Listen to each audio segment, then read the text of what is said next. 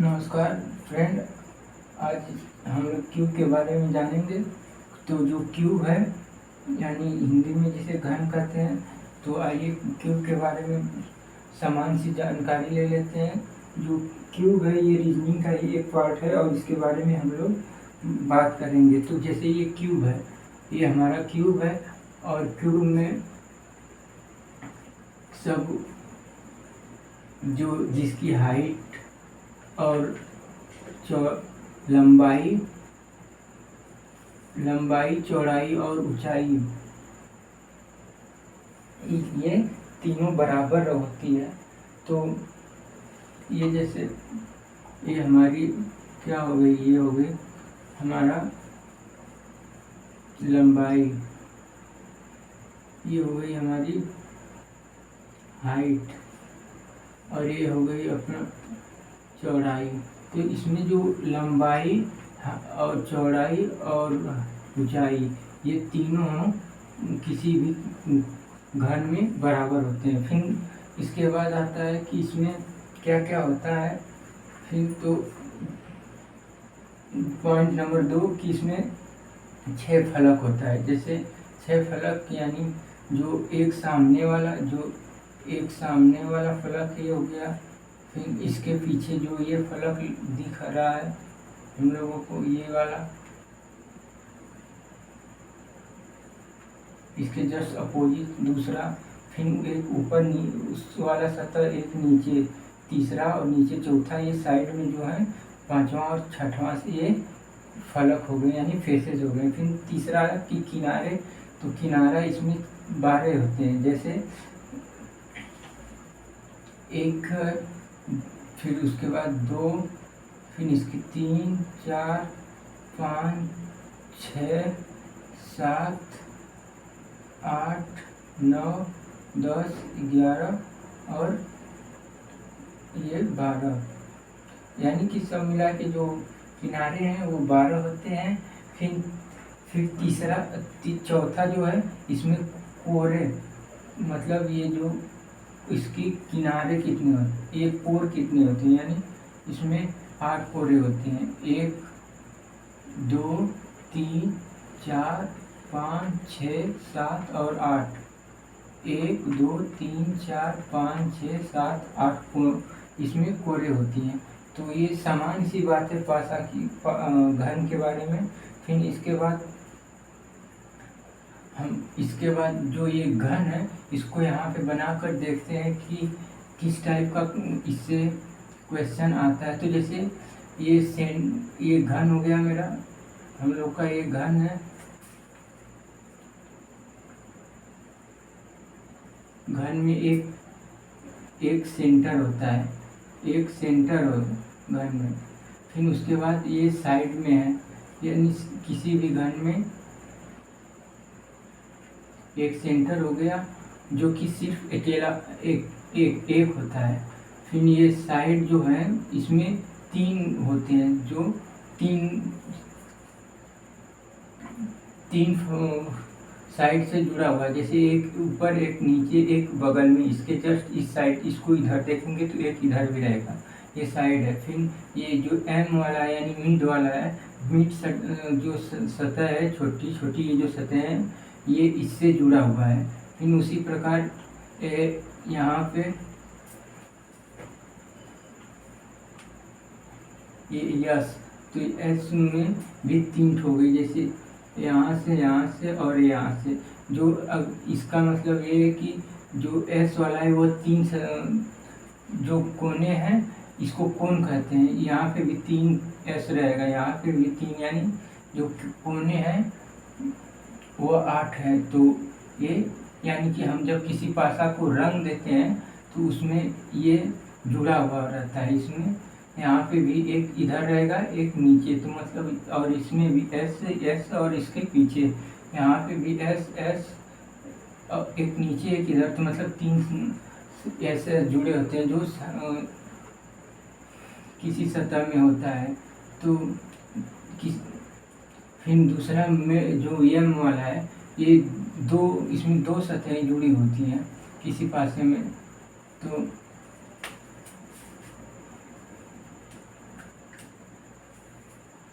तो m वाला जैसे इससे जुड़ा हुआ है, m वाला इससे जुड़ा हुआ है, m वाला इससे जुड़ा हुआ है, और m वाला एक इधर साइड में जुड़ेगा, m वाला इस साइड में जुड़ेगा। यानी जब रंगने के बाद हम इसको देखेंगे तो ये एक दूसरे से जुड़ा हुआ रहेगा। फिर सेंटर जो है ये सब में एक एक होता है, एक इस साइड, एक इसमें, एक इस साइड, एक इस साइड, इसके जस्ट बगल में एक नीचे, और ये एक पीछे। मतलब सब मिला के जो साइड होती हैं, जो सेंटर होता है वो 6 होता है। और जो ये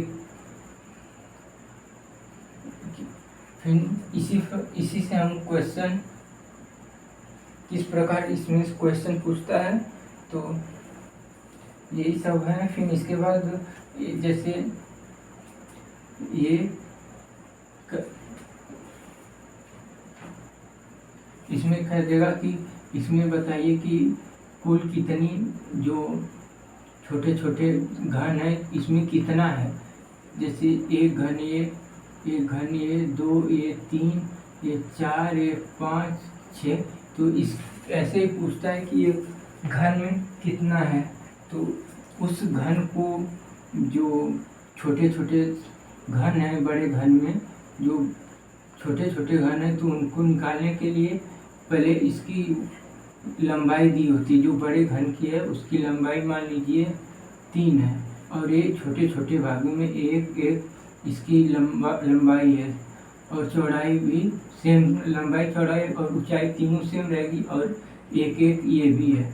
तो इसमें जो n मान लेते हैं, n क्या है, n जो है सबसे बड़ी भुजा है घन की, तो जिसको n से डिनोट करेंगे। फिर इसके बाद है कि एक ये इसको जो छोटे छोटे जो घन है इनको छोटा n का मान लेंगे, और बड़ा घन ये हो गया, इसकी भुजा बड़ी होती है। तो कहता है घनों की कुल संख्या, तो घनों की कुल संख्या निकालने के लिए बोला है। तो घनों की कुल संख्या क्या होता है कि घनों की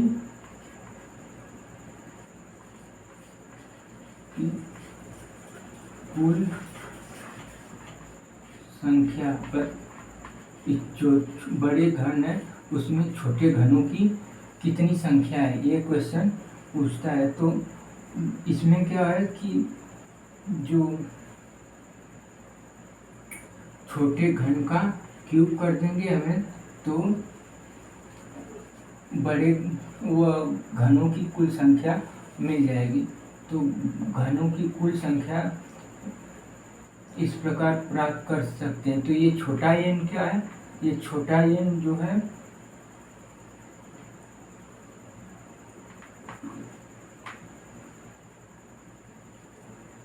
अगर हम इसको बड़े घन जो छोटा n बराबर होता है बड़े घनों की भुजा, बड़े घनों की भुजा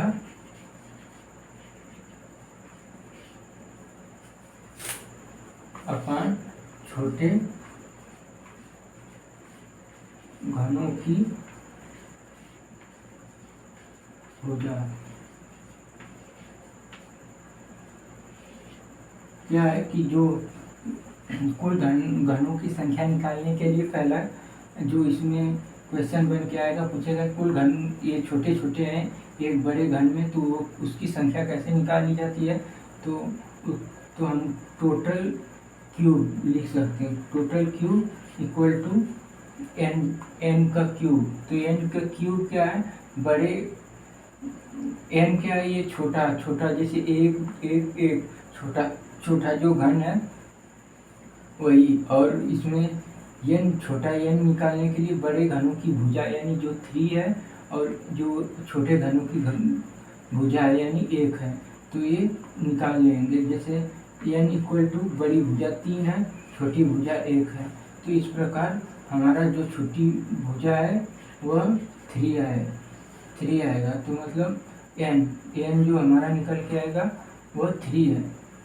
तो 3 का क्यूब करेंगे, तो टोटल घन का इक्वल टू 3 का क्यूब करेंगे तो टोटल घन 27 इस प्रकार मिल जाता है। तो ये हम जान लेते हैं कि जो है टोटल जो घनों की संख्या इस प्रकार निकाल लेते हैं। फिर दूसरा क्वेश्चन है कि इसमें ये तो पहला पोजीशन है कि मतलब फर्स्ट टाइम में घनों की कुल संख्या निकालने के लिए है। फिर दूसरा इसमें जो n है इसको यहाँ पे n बड़े n से भी डिनोट कर सकते हैं। फिर दूसरा है कि घनों की इसमें दूसरा क्वेश्चन पूछेगा कि एक सतह जो है रंगीन घनों की संख्या कितना है। तो एक सतह रंगीन घनों की संख्या यानी केंद्रीय घनों की संख्या जो ये सेंटर है इसकी संख्या एक, जैसे एक सी सेंटर वाला इधर दिखाई दे रहा है।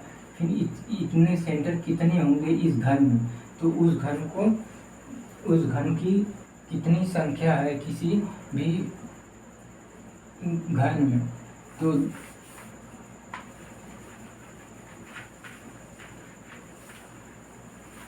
फिर जैसे है कि दूसरा पॉइंट क्या है कि एक सतह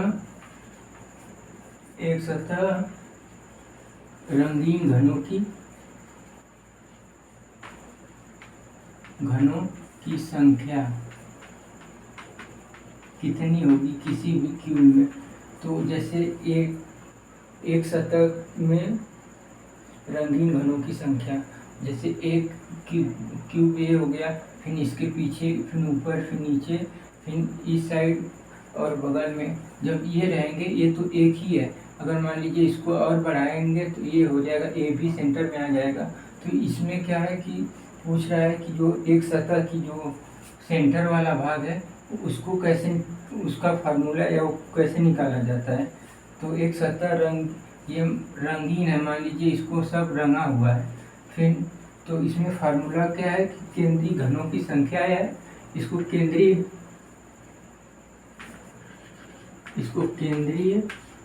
घन भी कहते हैं। तो इसका फार्मूला हो जाएगा n-2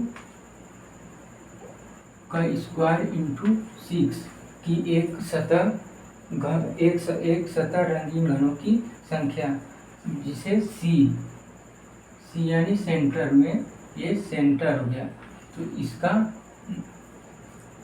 हम निकाल लेते हैं किसी भी घन में कितनी संख्या है। फिर दूसरा बोलता है दो सतह, फिर तीसरा पॉइंट है इसी प्रकार दो सतह रंगीन घनों की संख्या कितनी होगी।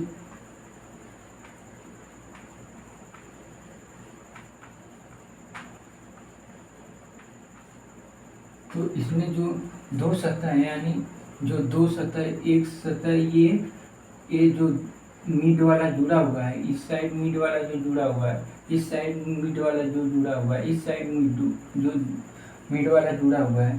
तो इसमें ये कि इनकी संख्या कितनी है ये पूछ रहा है। तो इसमें जो संख्या है उसको निकालने के लिए हम क्या करते हैं कि n माइनस 2 इंटू 12, तो n-2 इंटू 12 लिखते हैं, ये इसका फार्मूला है। फिर तीसरा बोलता है कि तीन सतह फिर इसके बाद चौथा है कि तीन सतह रंगीन घनों की संख्या बताइए।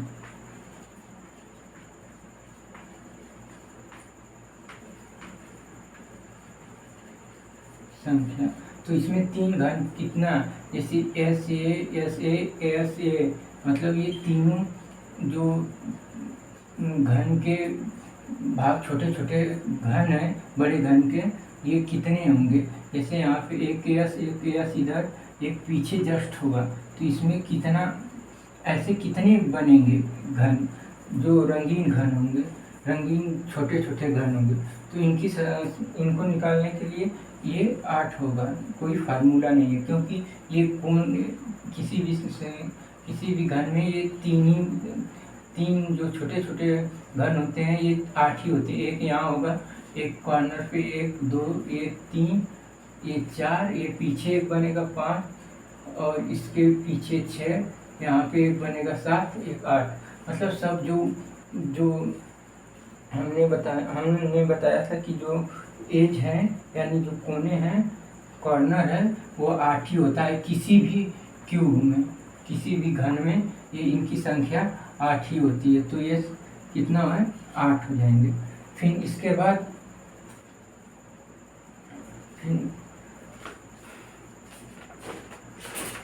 बाद आता है कि बिना रंग के यानी अंतःकेंद्रीय घनों की संख्या कितना है। यानी जब इसको हम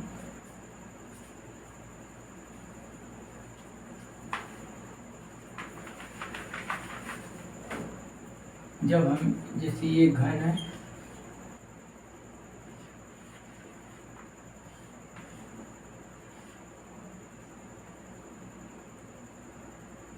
ये घन हुआ, तो इसमें जब हम लोग काटेंगे, इस घन को काट देंगे,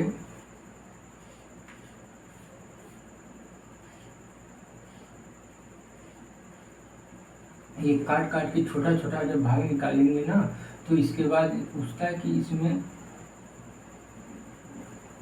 जब इसको निकाल देंगे, तो जैसे ऊपर से काटें तो ये भाग निकला, इधर से काटें इस साइड से तो ये भाग, कोण छोटे छोटे काटने के बाद, तो इसमें का 5वां पॉइंट है, 5वां है कि इसमें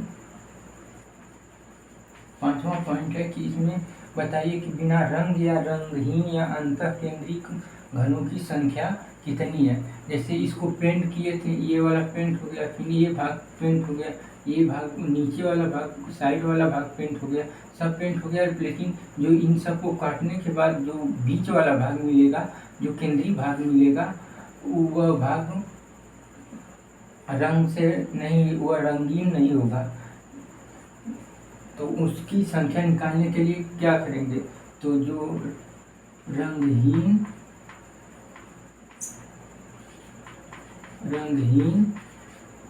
या इसको कहते हैं कि अंतःकेंद्रीय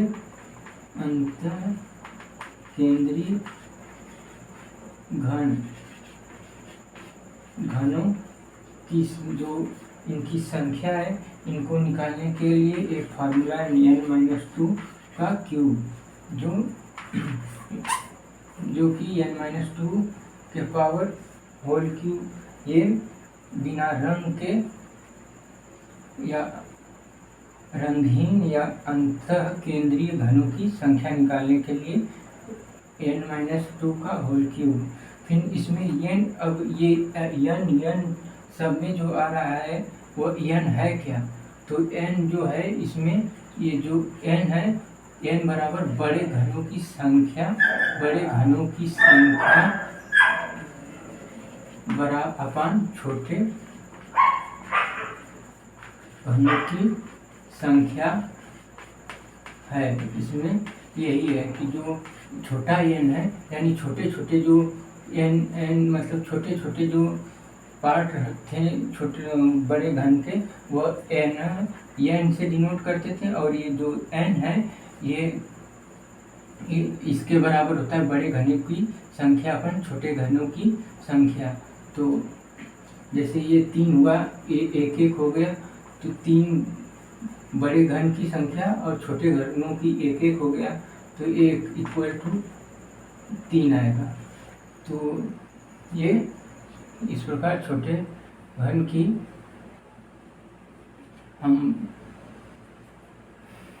n निकाल लेते हैं। n कितना है, उसमें 3 जो नंबर है, छोटे छोटे जो घन है उसकी संख्या एक फेस पे कितनी है। तो ये तो एक फेस पे 3 हो गई, एक फेस पे 3 हो गई, इसी प्रकार टोटल पे कितना होगी, 6 फेस पे। तो टोटल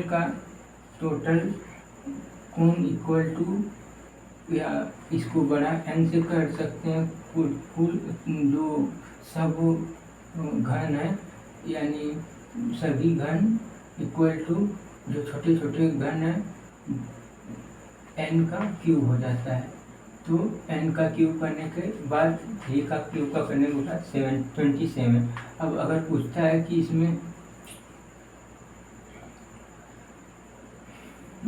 इसमें अगर पूछेगा कि n निकालिए, अगर छोटा n निकालिए, छोटे घनों की संख्या है, अगर ये बड़ी घनों की संख्या दी रहती है या जो नंबर है, तो n का इसको ये जो क्यूब है इस साइड आएगा, तो ये होल क्यूब ये इस प्रकार में हो जाएगा। √3 के √ ये छोटे घन की इस प्रकार हम संख्या निकाल सकते हैं। ठीक, तो इतना ये आज हम इसके घन के बस जो नियम है या फार्मूला है जो या रूल है जो उसके बारे में आज बात किए और इसके दूसरे वीडियो में हम इस पे आधारित क्वेश्चन कराएंगे। तो आप लोगों को बहुत बहुत धन्यवाद और इस वीडियो को शेयर और सब्सक्राइब जरूर करिएगा फ्रेंड। धन्यवाद।